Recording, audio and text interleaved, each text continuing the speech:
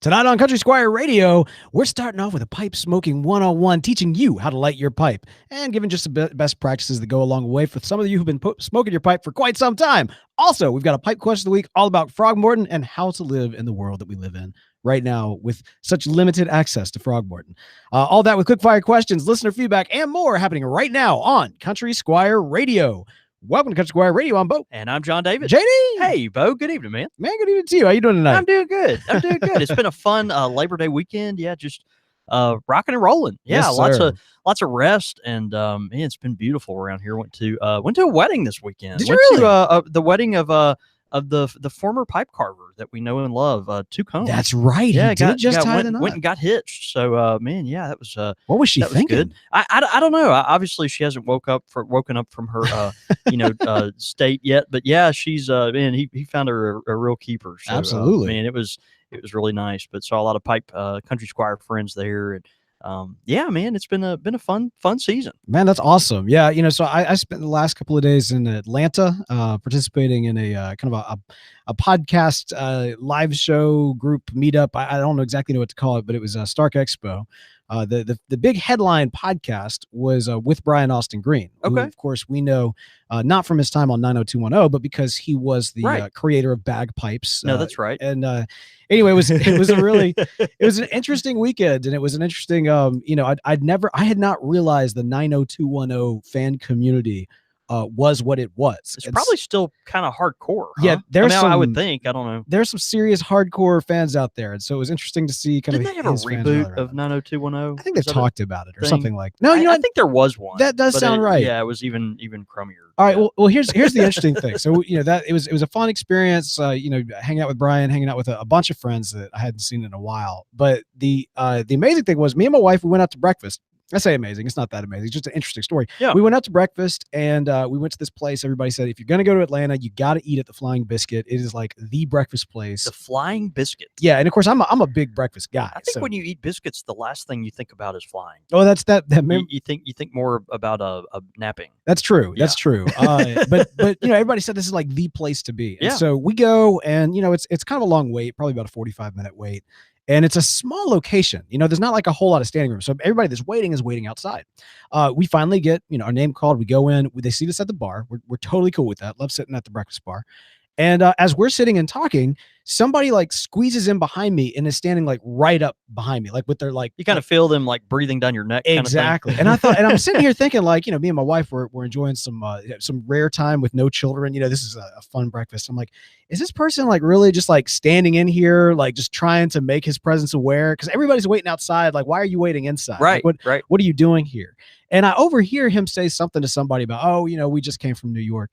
And I'm like, oh, okay, I get it. So this is like the whole New York attitude. In New York, if you want to, everybody's all crammed in there. You got to belly up to the bar. Yeah. And so make yourself known. And I'm about to turn around and say something to this guy, and I look, it's Charles Barkley. Wow. It was Charles Barkley. And I'm like, yeah, I'm not going to say anything. That is funny because they actually almost sat him next to us at the bar, which that's awesome. I was kind of perturbed about because I'm like, this dude, like everybody's going to come talk to him, and I'm just trying to have a nice time with my wife. Right. And but fortunately, his wife wanted them to sit at a table, so they actually waited outside until a table came. But anyway, so yeah, so I imagine Charles Barkley did not wait very long for a table. I would think probably not. Who knows? He had a shorter wait than we did, but he did actually. I mean, they did. That's good. They legitimately made him jump through the hoops. Yeah. Yeah. I mean, they weren't going to make him jump through the hoops if he sat at the bar, but since they wanted the table, they had to wait. So it was really pretty good. That's pretty interesting. I'd like to see Charles Barkley smoke a pipe. Sir Charles. I'm sure it would be something very ostentatious. Incredibly. Yeah. Well, and just to prove, by the way, that I am still me, split second, thought he was Shaq. Right. I was like, exactly. It's Shaquille. No, what? Charles Barkley. That's the one. It's Charles Barkley. And you wanted to walk up to him and be like, man, I really love when you played on like the New York Jets or something like that. Right. Yeah. Your baseball game wrong is team. out of the house. No, that's it. Yeah. Absolutely. So that was but it was a fun man. weekend. That's great. Of course, a lot of fun weekends that we have to look forward to. Gosh, yeah, there's just so much going on here in the next couple of months. And of course, dates for events keep trickling out here that we're really excited about. So the Country Squire grand reopening is on September 20th, and man. we're so excited about that. That's a Thursday night from 4 to 8 p.m. At Ye Old Pipe Shop here in Jackson, Mississippi. And so we've got some folks coming from other parts of the country and the state, but man, if you're in town, we'd love to have you join us. So 4 to 8 p.m. Perdomo Cigars will be there, kind of doing a bunch of gifts and everything, and things of that nature.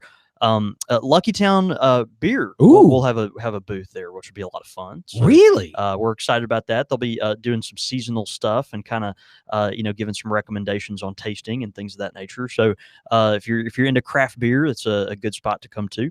All month long at the Country Squire, we're having a Chacombe pipe trunk show. So it's a mini trunk show. They sent us about 24 pipes, something like that, but it's just a real beautiful selection of some of their newer more hot selling stuff, and all those pipes are 20% off, which is pretty cool.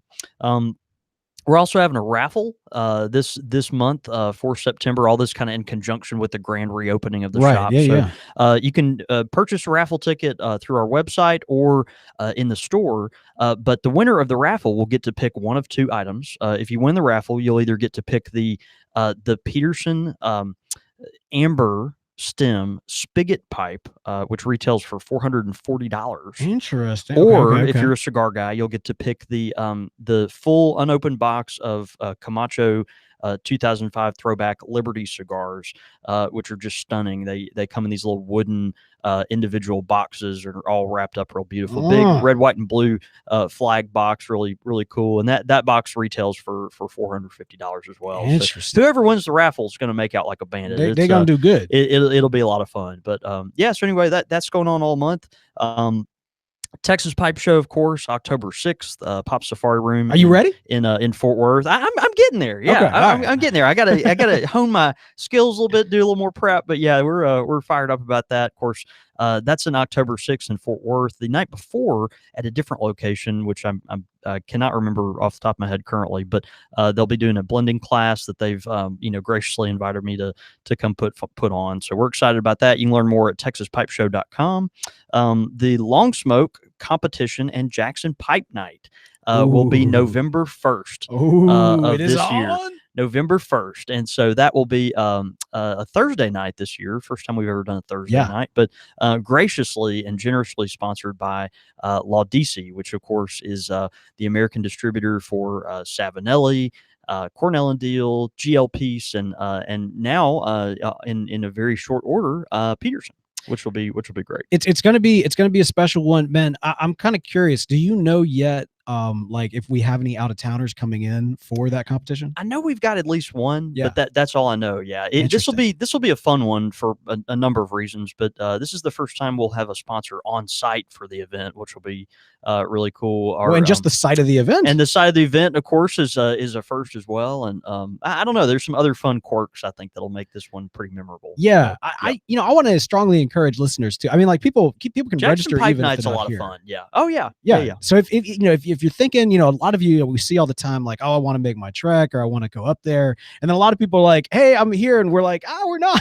we love to connect. This is a good time to come, and we will definitely be here. Yeah. Absolutely. But man, it should be a lot of fun. Tickets are not on sale yet for that, but will go on sale here probably within the next 3 weeks, I would say. And you can buy those on our website.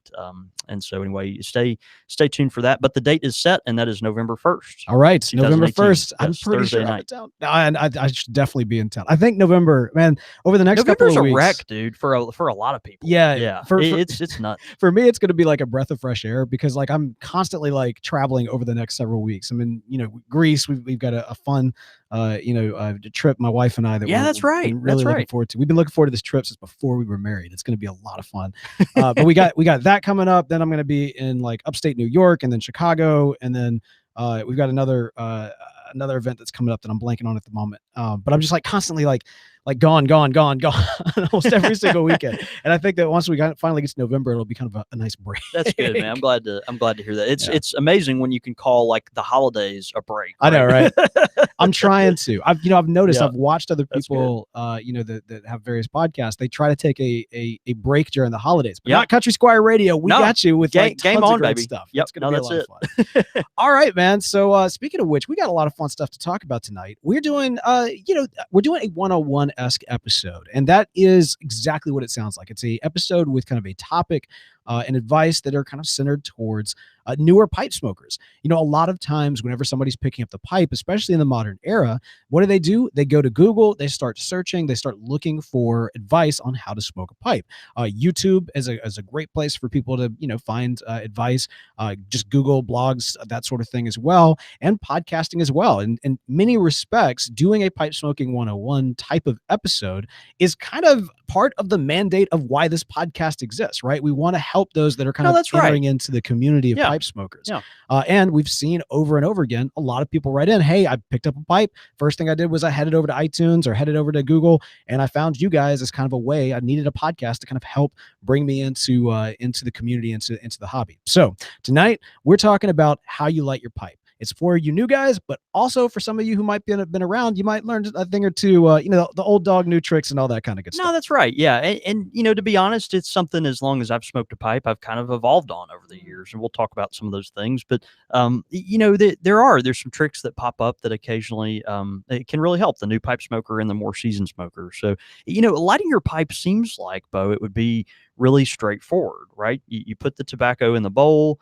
You know, maybe there's a little technique to packing it, but then you just light it, and that's it, right? Yeah, you take some puffs on it, you get it lit, lots of smoke, and then you're good to go, right? I would even argue that most people that are starting out fresh, you mentioned just your two, like, oh, this is real simple, here are the steps, and some of them are like frantically writing down, I didn't know you had to puff. Like, what are you talking about? You don't just light it on fire and then it's going? Does puffing involve inhaling, or right? Yeah, what's happening here? Yeah, it's true. You know, we think of it as generally you know, straightforward, but you know, there are some techniques that you know, if you don't follow, I think you'll be frustrated kind of as you get into the experience of smoking your pipe. And so we're just going to talk about a few of those.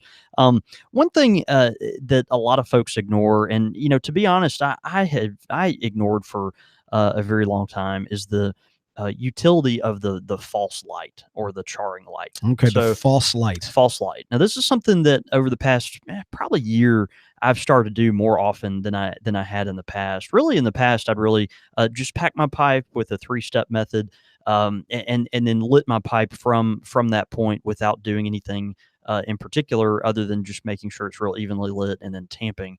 I've kind of modified that a little bit just to, and you know, it seemed to experiment some here and there, and it has seemed to help. I'll let you know kind of how that works. But the charring light, this false light, seems to be something that is really helpful. So the idea here is you're trying to even out the tobacco that has formed into pockets, both structurally in the bowl, but also with moisture inside the bowl. And so you're trying to even out the tobacco structure. You're trying to get it to expand in places where it's maybe packed a little too tightly. And then you're also trying to reduce this content of moisture with your false light. And so the idea is you're going to take your lighting implement, whether it be a lighter or a match, and you'll go over the whole bowl in a circular fashion, just like you would, you know, if you're lighting your pipe normally. You're going to take several deep puffs. The idea is not to get your pipe to stay lit here. Okay, the idea is to make that top layer of tobacco get settled, and if that means it needs to rise up, this is really helpful in a lot of flake tobaccos, and maybe that's why I've started, you know, doing this more, because it does seem to be more helpful with the flakes, you know, over a period of time. But as you move that match or lighter over the tobacco, the tobacco, once it's exposed through those puffs, is gonna rise up. It's gonna unfurl. It's like kind of spreading its wings a little bit there. And you're also reducing the moisture content that down the road is going to hinder your pipe from getting lit. And so you know, that's what you're doing now. Once the goal is not to get a deep light. The goal is to get the tobacco to stabilize, to even out, and to you know, expose any kind of moisture or irregularities that might be there. I mean, you know, it sounds in a similar method, although obviously serving a very different purpose. Yeah. Like if you were to, say, char a steak, right? Like Yeah, you're yeah, just cooking the absolutely. exterior as opposed to actually trying to cook the interior. Yeah. But again, it serves a very different purpose here. Well, but the concept is similar, Mm, I would think. Yeah, and even with the steak, I guess you're trying to, sear the outside to kind of affect what's happening on the inside. And right. with the pipe, you're doing something similar. Now once you've charred your pipe, you let it die. This is where again you're just trying to get a real even. You might take 6 or 8 puffs on it and then just let it die. And at this point, a lot of folks mess up here because you have to tamp the ashes down, okay, before you get your real light, your true light. Um, Now, when you're tamping your ashes after the false light, this is where folks can mess up because you're applying too much pressure. Right. You just want to. We're talking about barely, really even the weight of the tamp itself. I mean, we're talking not a lot of pressure here. The goal in tamping after the false light is to reduce the ashes and reduce the curled up tobacco back down to an even layer. That's all you're trying to do is even out the top layer of tobacco there. Okay. So we've talked before about how tobacco leaves like to curl up almost like, if you light here in the South, we have a lot of pine trees. If you light a campfire, and it's got pine straw in it, when those pine needles get caught on fire, they tend to curl up real quick. They're going to curl up, Hmm. and kind of show out like that real quick. So you're just taking those tobacco leaves that have curled up and you're forcing them back down into the fire. But really, after your charring light, you just want to give a very gentle tamp, something just to even out that top layer of ash. So again, just forcing those curled up leaves to go back down to an even layer. Hmm. So one, yeah, I like that you kind of point yeah, that out because I mean you mentioned it at the beginning and we've done an entire 101 episode on packing your pipe and what the method is there. But I mean, ideally you do want to maintain that consistency, which is why you start off very loose, a little bit tighter, and then you kind of put the tightest at the yeah, back end yeah. because you want them all to kind of have that level playing field. However, if you do kind of put down that pressure, then it's just as bad as if you're like smashing your tobacco in from the beginning, Yeah. right? No, that's right. Yeah, you really have to give your pipe the opportunity to breathe. The whole point about putting it in tightly at the end is just uh, a good way to get those leaves to kind of cross That's pollinate, right. if you Yeah, will, yeah. kind of cross ember over and to catch each other on fire and to stay lit. So, man, anyway, I think think that'll be helpful down the road. Now you've false lit your pipe, you've tamped it there at the beginning. It's such a funny thing to say. Like you false lit the pipe as if that because Yeah, that's a good thing. That's what you no, want that's to right. do. Yeah, But yeah. it's just false. It You just liar, you false lit the pipe. exactly, Right. exactly. So you went through your false light, you tamped it very gently after that. Now it's time for your real light. Now, the key to a long, cool burn is the real light. You start by moving. After you strike your match or your lighter, you're going to move again in circles, just like you would at the end of a cigar, or whatever. You're taking that lighting tool and you're going around in a very gentle, slow circle. And you take several deep puffs Hmm. typically, and we're talking 6 to 8, maybe 10 deep puffs. You're trying to get that flame deep in that bowl. We're talking lots of billowing smoke here. Again, for the newbies, you're not inhaling through this. You're also trying to hold your pipe at an angle where you're not blowing your lighter or match out. That's something that Ooh, a lot of people yes. struggle with. Very important. They'll as they puff, they're blowing their lighter out. Each time, and so you're trying not to do that. You're puffing, maybe holding your pipe down and away from where your breath is being exposed. But again, moving in a circle, deep puffs, 6 to 8 puffs. You may feel heat on your tongue during this time, but again, if you get a really good light, the tongue bite will dissipate shortly, and you'll experience much less of it throughout your smoke because you got a good light on the first time. So if you're experiencing a little heft on the tongue at first, just kind of be patient with it, and once you get your pipe simmering, it'll kind of cool down. When you're cooking, a lot of times in recipes or instructions will tell you to bring your pot to or bring the dish to a boil and then reduce it to simmer. Reduce it. Yep. You're doing the same thing with your pipe. You're bringing your pipe to a boil and then you're reducing it to a simmer. And that's the idea here. You're trying to get a real a real even, deep, consistent burn, where the structure of the tobacco in the bowl is very integrated, and then you're letting it simmer down and burn at a cooler temperature. Right. So, which I think is really helpful. Now, once you got several deep puffs going, lots of billowing smoke, that flame's deep in there. This is something that I've found really helpful. I take a lot of short, shallow puffs at this point. So imagine those deep puffs. You're getting that flame deep in there, and now you're going to alternate with taking several short, shallow puffs. Now, imagine holding the flame over your bowl and then just taking small puffs where that flame is just gently kissing the top layer of tobacco that's on the very top of the bowl. What you're doing here, and you'll do that for 6 or 8 times as well. What you're doing here is you're taking the hottest part of that flame, and you're exposing the very top of the tobacco to it very consistently and intentionally.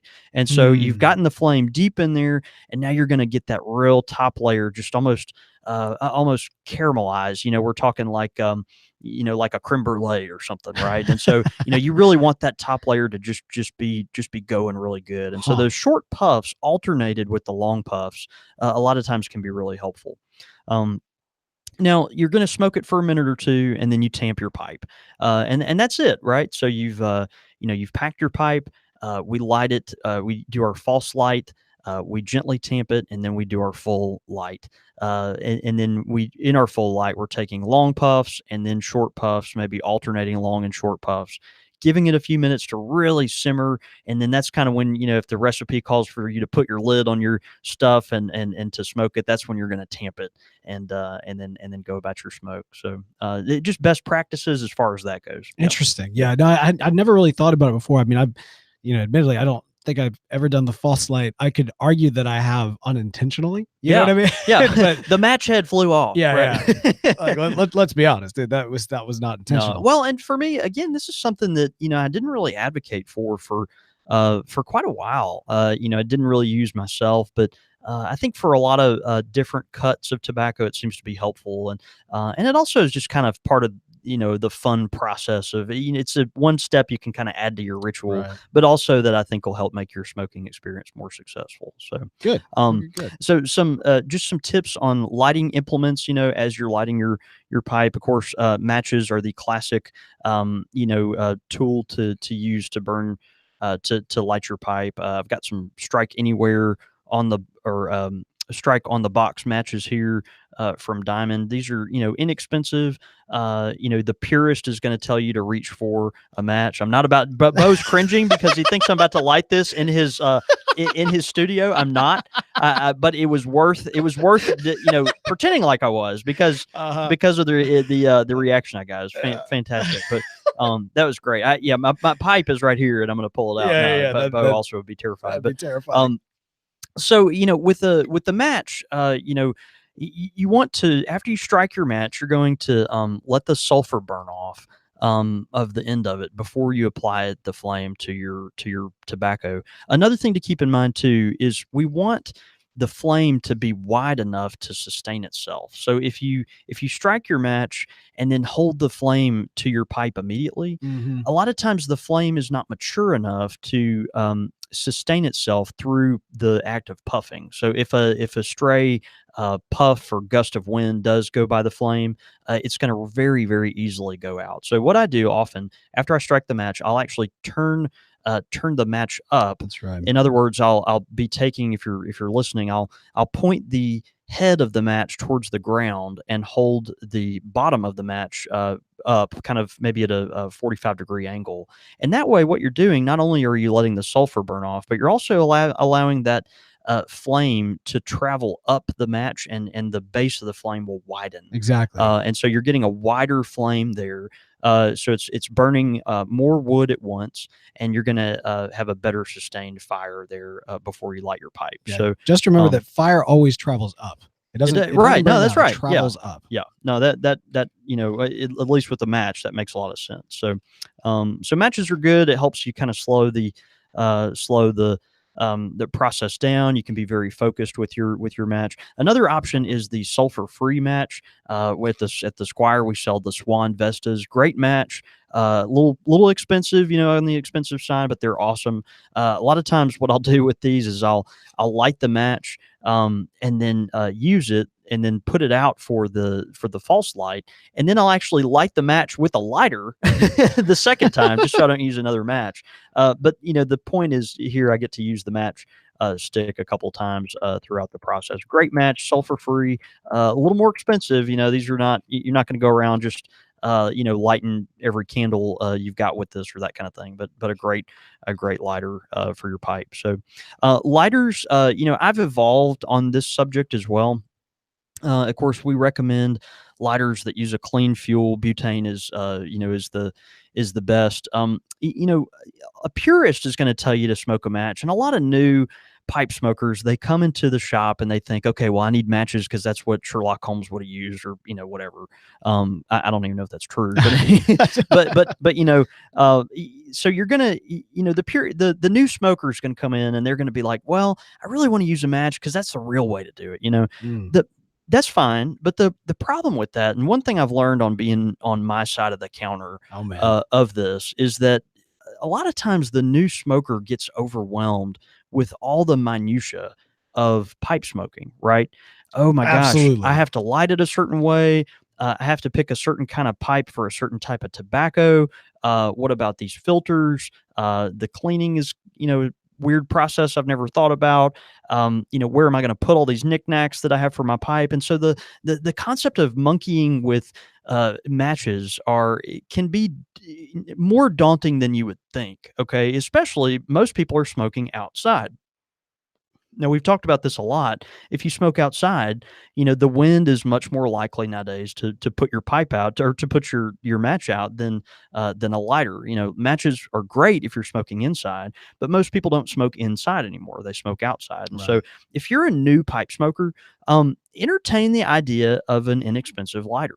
I really think you're going to enjoy the process better. And then if you build up to a match, or if you do wind up smoking inside more often, then maybe, stick your toe in that water occasionally. But I've seen this over and over. A lot of times new smokers get really flustered with just all the various knickknacks and accessories, and even like, the small things like, where do I put all this stuff, and they're carrying around these little grocery sacks full of their pipe paraphernalia, and it can be kind of overwhelming. So my key is on this: just find a lighting implement of whatever nature, of whatever, whatever is going to suit your current situation, and a lot of times, the purist might hate to hear this, but a lot of times that's a Bic lighter. Some of our, best customers and most sophisticated pipe smokers, that's not what I do, but they use Bic lighters. It's something that's easy. They're always around. They're inexpensive. They're relatively, wind resistant. I mean, compared to a match. And so, if you're a new pipe smoker, a Bic lighter, if a match is going to keep you from smoking your pipe, sure, then get a Bic lighter. All right, you know what I mean? Well, all right, let me say this. I mean, like, you've got way more experience being behind the bar and having these newbies come in. But as someone who has been more recently a newbie, I would argue that the control that you have with a match is crucial to learning the technique of lighting your pipe in a way that most lighters, especially for a newbie who's not really willing to like drop the kind of money that you need for a proper pipe lighter. Yeah. Like I feel like a match is the go-to. But in the end, you're right. I mean, whatever works best for you, whatever you feel most comfortable with is the way to go. But to learn how to light your pipe right, I would strongly recommend finding a scenario where you're not having to contend with the wind, and where you can use a match. Exactly. Yeah. I wouldn't disagree with that, because I hadn't thought about the weather part. That's a good point. But when you're starting out, optimal conditions is obviously preferred no matter what the situation is, but especially when you're starting out, so that you can get that technique right, and then you can go from there and then use whatever you want in the future. Well, and I will say personally, if I ever have the opportunity to use a match, because of the conditions, I'm always going to get a better light in that case than I am with a lighter, at least on average. Oh, absolutely. But I just want new smokers to not be discouraged. Like, if using a match is what you get most frustrated with, because some people cannot keep matches lit, like they don't have the coordination or whatever. I don't believe that exists. Is that a you thing? should see it in the wow. shop. Yeah, people like puff. The way people struggle sometimes, just new smokers, with the awkwardness of keeping the match lit and puffing their pipe at the same time, and like kind of putting all that together, and puffing and blowing the match out, all this kind of stuff. Like some people just struggle with that kind of thing, right. So if the match is what in the end keeps you from smoking your pipe, then grab a lighter. Just do it. Yeah, So I see it. Anyway, just some options. One last thing I'll say. We highly do not recommend torch lighters for lighting your pipe. It's just too hard on the pipe. It will relight the pipe easy. And a lot of people will, and even seasoned pipe smokers, they stick to the torch because, they can get that pipe lit instantly, very easily. It's just too doggone hard on the pipe. The joke at the shop is, if you're going to use a torch lighter to light your pipe at the Country Squire, you need to be at least 33.5 inches away from my face. And that's because that's the length, that's the distance from my face to my fist. That will rip the torch lighter out of your hand. So if you're going to use the torch at the shop, you need to be at least 33.5 inches away from John David's But face. at the same time, and then you're safe. But at the same time, if you got that torch lighter deterrent, that zone. That's the torch lighter deterrent zone. Zone. Yeah. No, that makes sense. Yeah. It's kind of like in Parliament, where they've got those two stripes going down the middle of Parliament, and the reason those two stripes are there is from like the 1600s. It's because they realized that at that distance is the distance where two swords could not touch each other. Interesting. Kind of thing. So that's just the safe zone. You know what I mean? Yeah. Anyway, so that's lighting your pipe, and hopefully that'll be helpful to either new smokers or seasoned ones, and we would love your feedback on that too. Absolutely. And hey, if you are starting off, if you are kind of new to pipe smoking, maybe you don't have a pipe, maybe you're kind of just considering what to do next. We strongly recommend a great, good quality corncob pipe from our good friends at Missouri Meerschaum. Now, the great thing about Missouri Meerschaum is you've got some extremely good quality corncob pipes. And while you may be dropping some big dollars for that pipe that you have that you're looking towards, maybe you're one of these people that's like, oh, I want to try it first and like get down the technique before I actually drop the dollars on that $200 pipe or whatever it may be that you want. Yeah. Missouri Meerschaum is not a bad way to enter into the space. In fact, you can not get one, but in fact, two pipes through their Country Gentleman gift set. That's right. We love the Country Gentleman gift set because it's an opportunity to get a bent pipe and a straight pipe together, all for a retail value of under $30. Yeah. Right. So, a lot of times, on briar pipes, you can spend, upwards of $50 for your starter pipe. Here you get two great entry-level pipes that, if you take care of them, will last a lifetime. And you get both of them for under $30. This way, you have the opportunity to experience the difference between a bent and a straight pipe. A lot of folks, when they jump in, they're like, well, I don't know which one to get. Right. I like the look of a bent pipe, but I hear that straight pipes smoke drier or whatever, and this way you get to try both and kind of see which one you gravitate to more. And you get the opportunity with two pipes immediately to start rotating your smoke, right? We know that's so important with letting your pipe cool down. The flavors of the tobacco won't bleed over as much, and with the Missouri Meerschaum, you'll get a high quality, clean, pure smoke each time. Absolutely. And so, the two pipe Country Gentleman gift set, you can find out more about it at corncobpipe.com or at your local pipe retailer. And we encourage you to tweet a photo of you smoking your Country Gentleman pipe. And if you do, we'll tweet that out too, and let the folks at Missouri Meerschaum know that we appreciate them for sponsoring this show. Absolutely, man. Pipe question of the week coming in from Stephen Berger. Stephen says, my all-time favorite tobacco was Frogmorton. Boy, who's wasn't? I feel like we need a little sad violin music. I know, right? Somewhere on Earth, Mike McNeil is playing us. It says, does the Squire have something similar? Or if not, what alternatives would you recommend? Yeah, a lot of folks have, for whatever reason, this is so interesting, but Stephen, a lot of folks have found the Country Squire, not because Country Squire radio, although that's been been a big reason why there's so many people, kind of come into our shop nowadays from all over the world. But a lot of people recently have found the Country Squire because they've been looking for a Frogmorton alternative, and the Frogmorton alternative that for whatever reason has just really caught on. We're very proud of it and very fortunate. But that reason is shepherd's pie. Shepherd's pie. Shepherd's pie. We're very proud of it. It's a very complex blend.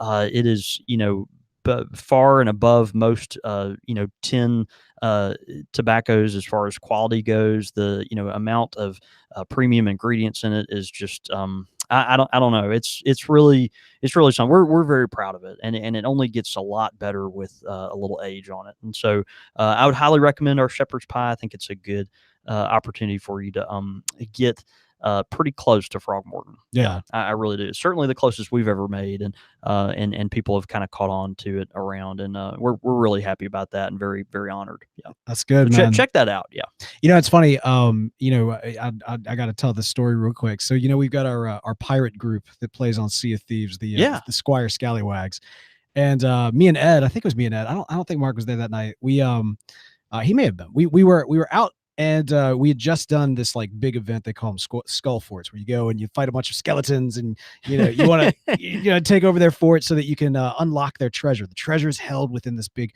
vault, and in order to get the vault, you need the key. The key is this round-looking tin-looking thing. It glows green with everything else, but it's just basically the small round thing that you hold in your hand. Looks just like a tin of tobacco. And as we were kind of finishing the night, we got the key. We were worried that some other pirates in the area may come after us if they knew that we had already opened up the vault. So we have this code language in game, as the Squire Scallywags. We've got our barrels of Perique. Oh yeah, the gunpowder barrels, mentioning that. Yeah, Burley's the gold and that sort of thing.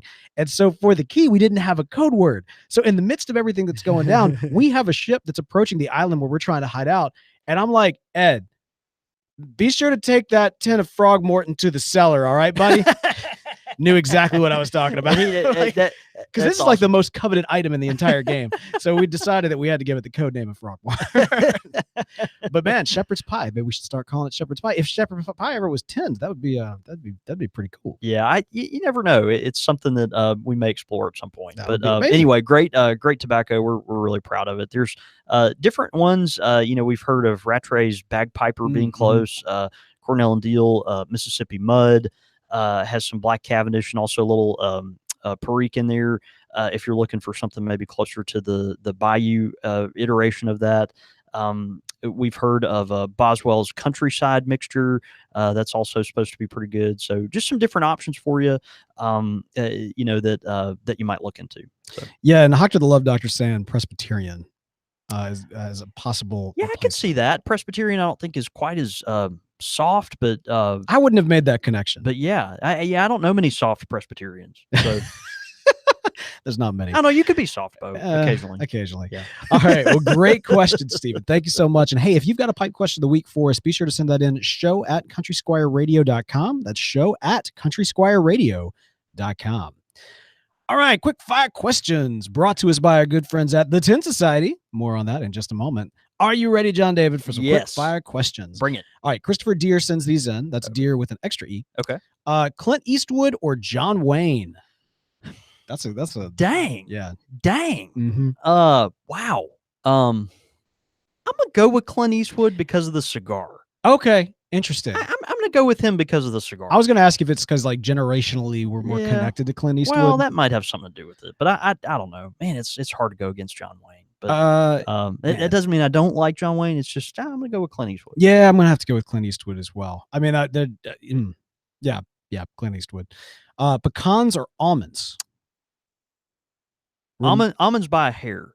Really? Yeah, I love pecans. Where is your Mississippi card? I'm gonna have to take that back. I love pecans, but almonds by a hair. Yeah, man. Yeah. I mean, absolutely pecans all the way. Now, are you you're pecan, not pecan, right? Well, I don't know what a pecan is, but I know the bathroom's down the hall. Yeah, exactly. Okay, I know what pecans. All right, well, at least we're on the same page. Absolutely. No, that's good. Absolutely, yeah. So pecans all the way. Bulldogs or Rhodesian? Oh. Okay. Admittedly, when I was reading this, I was thinking he meant dogs. Bulldog or Rhodesian pipe? Oh yeah, yeah, because you could go both ways. It goes both ways. Yeah, yeah. Yeah, I probably used to be a Rhodesian guy between these two, but I think I'm more on the Bulldog train now. I typically don't like pipes with lots of angles, like harsh angles, right angles, or points on them. I like things that are just real smooth. That just kind of suits me on a tactile level. But for some reason, the Bulldog is the one exception to that. I like an angled shank on the Bulldog. You know, the Bulldog too. Like it's one of those pipes that looks good on me. You know what I mean? Yeah. Like it's just my face goes well with the Bulldog, so I'm gonna go with Bulldog. Okay. Maybe it's just because my face looks like a Bulldog. Yeah, might be. It's the jowl. Yeah. Venus or Mars? Mars. In terms of like why Mars? Well, because maybe we could live there one day. Interesting. And with Venus, we most likely couldn't. I'm gonna go with Venus, ladies. That's terrible. Yeah, you know what? I don't know. There's a lot of anticipation about Mars. Yeah. We've got a lot of probes going there. The surface of Venus is like, I don't know, what is it, like 800 degrees Fahrenheit or something? Yeah. Like humans will never have any type of presence on Venus. I thought, oh yeah, that's true. Yeah. That's true. Like they said there is an no, I say that's true. You never know. You never know where technology is going to take us. Like a 300, like from in our lifetime, that's likely not going to happen. But you never know. Yeah, no, you don't. You might have a what do you call that device in Star Trek where the thing goes in and it makes everything livable, the Earth, like a terraform terraform kind of thing. Yeah. I think that even that is more likely on Mars than it is Venus, but you never know. I'm just saying the first two probes that were sent to Venus melted like within 30 seconds on upon entering the atmosphere. Just saying. All right, and I know it's called Star Trek. Yeah. Lone Ranger or Zorro?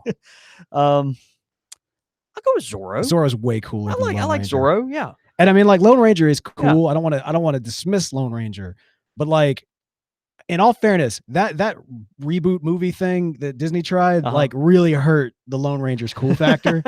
And I think that's because that's a character that existed in a time and place that probably cannot be like, replicated. Yeah, you can't reboot the Lone Ranger. Just leave the Lone Ranger alone. Zorro, though, I do feel like has staying power, and like you could have like several Zorro like has kind of a Batman-esque like mantle nature to it, whereas the Lone Ranger is just a mask. I don't know. Yeah, Zorro all the way. Plus, you get to no, that's true. He leaves his mark. Yeah, absolutely. Somehow it always rips the shirt up without scarring, murdering. Because he's that good. He's just that. He's just that good. Yeah.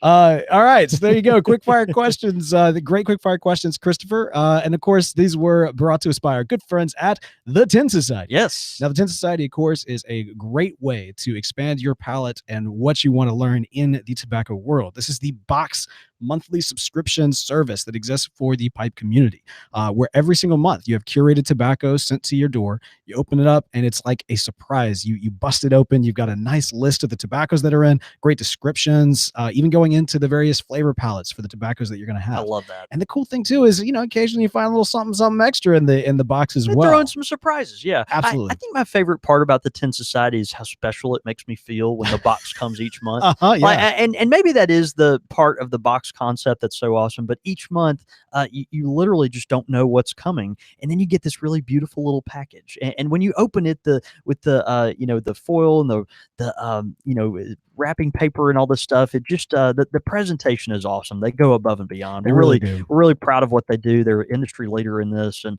the great thing too is the tobacco samples they give you. This is not one bowl full. You're going to get the opportunity to try several bowls of each tobacco that they offer, along with tasting notes and descriptions, and just to give you an opportunity to try things that might be out of your wheelhouse, maybe you've never heard of, or maybe you've heard of but haven't had the chance to try yet. So these are popular tobaccos, obscure tobaccos, and all over the board. So anyway, check out the folks at the Tin Society. You can go to tinsociety.com.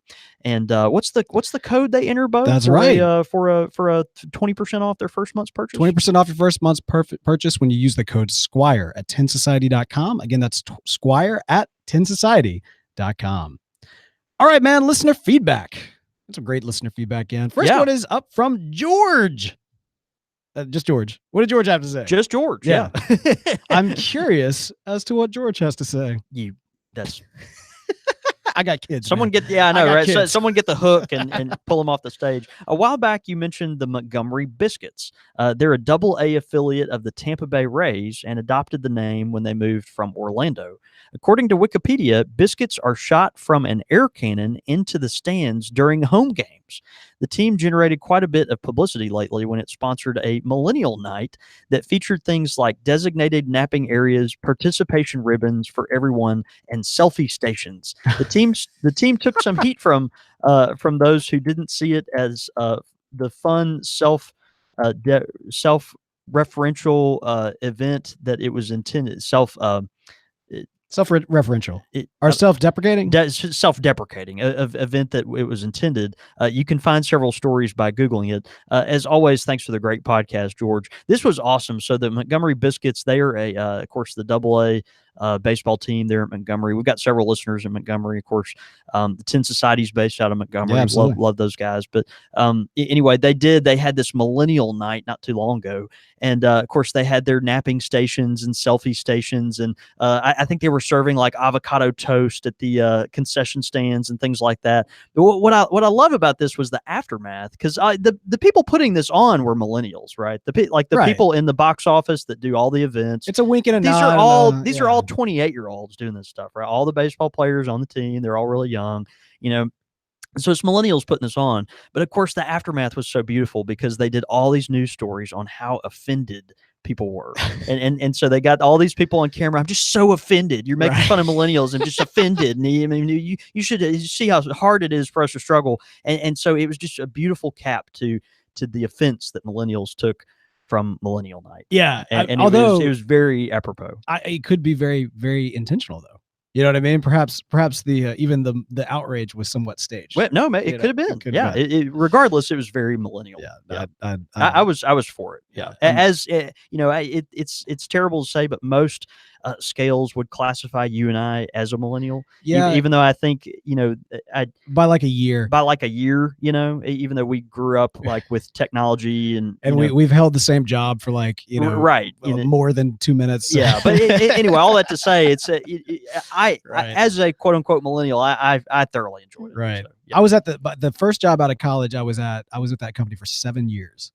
Which is that's like pretty good. Unheard of for millennials. Yeah, that's good. And I mean, you too, right? No. Is that not Goodness, right? no. Okay. No, I was a train How long have you been at the Squire? This is by far the longest job I've ever had. I've been at the Squire for 7 years now. Yeah. But before that, I mean, I was like once every year. I was classic millennial. You never lived in the parents' though. basement, But it probably did get a free meal or two from them that came at a very timely moment. Interesting. So. All right, good deal. great feedback, George. Thanks for that so much. We also have Ryland Brown who writes in. Been listening to the show for several months now and want to say how much I enjoy your work. I've been a pipe smoker for close to 20 years, and your humility, sense of community, and breadth of depth of knowledge enhance and enrich the pipe smoking community. In a culture that often prizes expedience over the experience, you all have an ability to lovingly and humorously fight against the current. JD, thank you for White Rose. You hit this tobacco out of the park. I've smoked a lot of blends and have come across many that are similar. However, White Rose is unique and has firmly taken a spot on my desert island list.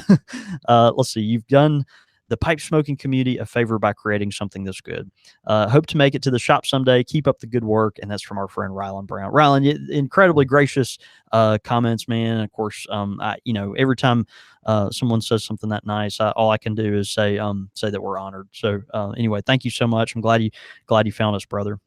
Also, great stuff on Twitter tonight. This was pretty cool. Earlier last week, our friend Byron Fiss, he was in Houston and was like, "Hey, what's that pipe shop you guys always talk about in Houston?" I was going to ask you about this. Yeah. And so it's funny. I get a text actually from my friend Tanner Hollier, who works at the Briar Shop in Houston, and he's like, "Hey, you just sent us a customer." And I was like, "I did." And apparently, Byron, you remembered us talking about the Briar Shop there in Houston, and was able to go by and meet some of the guys and just check out a really classy shop. If you're in Houston, or if you're traveling through, check out the Briar Shop. It's like if the Country Squire had a sophisticated older brother. That would be the Briar Shop. Like, that he's wearing like his Oxford shoes and his button-up shirt. and the Country Squire is wearing like his overalls and has got a piece of grass in his mouth. It's that kind of thing, you know. Yeah, But the feel is similar, you know. Everyone's down to earth and all that, so it's good. We got Brendan Marshoni, who's drinking some Boodles tonight and is eternally grateful for that recommendation. What else we got tonight?